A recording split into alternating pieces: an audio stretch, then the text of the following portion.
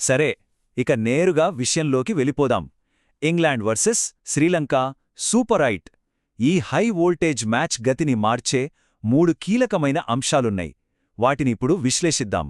ముందుగా అసలు విషయం చెప్పాలంటే మా అంచనా ప్రకారం ఈ మ్యాచ్ గెలిచేది శ్రీలంక. సరే, ఇప్పుడెందుకంటున్నామో చూద్దాం. ఈ అంచనా వెనుక ఉన్న బలమైన కారణాలేంటో తెలుసుకుందాం. ఇది కేవలం మా అభిప్రాయం మాత్రమే కాదు, లెక్కలు కూడా ఇదే చెప్తున్నాయి. శ్రీలంక గెలవడానికి ఏకంగా 62% అవకాశముంది. అసలు ఈ నంబర్ వెనుకున్న కథేంటో, ఎందుకింత బలంగా ఉందో ఇప్పుడు లోతుగా చూద్దాం. ఓకే, ముందుగా మనం యుద్ధభూమి గురించి మాట్లాడుకుందాం. అంటే మ్యాచ్ జరిగే పల్లెకల గ్రౌండ్ గురించి, ఇంకా ఈ మ్యాచ్కున్న ప్రాముఖ్యత గురించి. ఈ రెండింటినీ సరిగ్గా అర్థం చేసుకుంటేనే మన వ్యూహం పర్ఫెక్ట్గా ఉంటుంది. పల్లెకెలే గ్రౌండ్ గణాంకాలు చూస్తే మనకొక స్పష్టమైన చిత్రం కనిపిస్తుంది.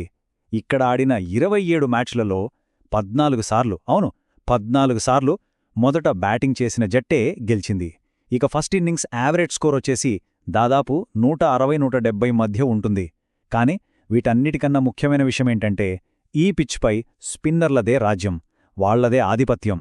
ఇది ఏదో మామూలు మ్యాచ్ అని అస్సలనుకోవద్దు. పాకిస్తాన్ న్యూజిలాండ్ మ్యాచ్ వర్షం వల్ల రద్దయిపోయింది కదా, సో ఇప్పుడు ఈ మ్యాచ్ ఎవరు గెలిస్తే వాళ్లు దాదాపుగా సెమీఫైనల్ బర్త్ ఖాయం చేసుకున్నట్టే.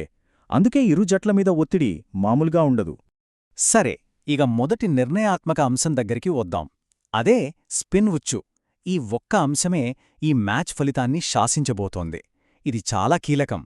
ఒకసారి శ్రీలంక ఆయుధాగారం వైపు చూడండి.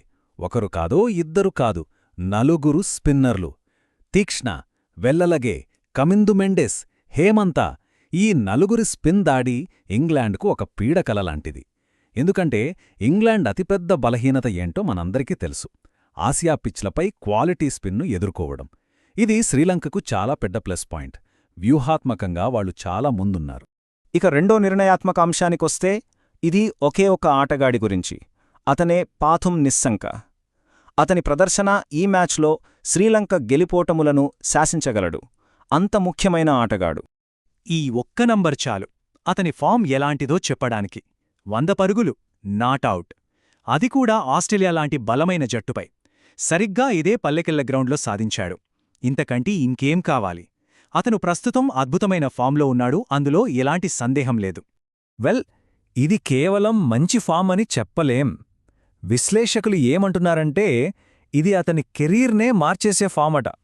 దీన్ని బట్టే మనం అర్థం చేసుకోవచ్చు అతనెంత ప్రమాదకరంగా ఉన్నాడో. అతన్ని ఆపడమనేది ఇంగ్లాండ్ బౌలర్లకు అతి పెద్ద సవాల్. ఇక మూడవది మరియు చాలా ముఖ్యమైనది, ఇది మన చేతుల్లో ఉండదు. అదే వాతావరణం. ఒకవేళ వర్షం పడితే ఇది మ్యాచ్కి ఒక కొత్త డైమెన్షన్ ఇస్తుంది. వ్యూహాలన్నీ తలకిందులవుతాయి. మరి అసలు ప్రశ్నేంటంటే, ఒకవేళ వర్షం వల్ల మ్యాచ్ ఓవర్లు తగ్గితే ఆట స్వరూపం ఎలా మారిపోతుంది? చూడండి, వర్షం పడి ఓవర్లు తగ్గితే అది చాలా వరకు మొదట బ్యాటింగ్ చేసే జట్టుకే అనుకూలిస్తుంది. ఎందుకంటే తేడాలు చాలా తగ్గిపోతాయి.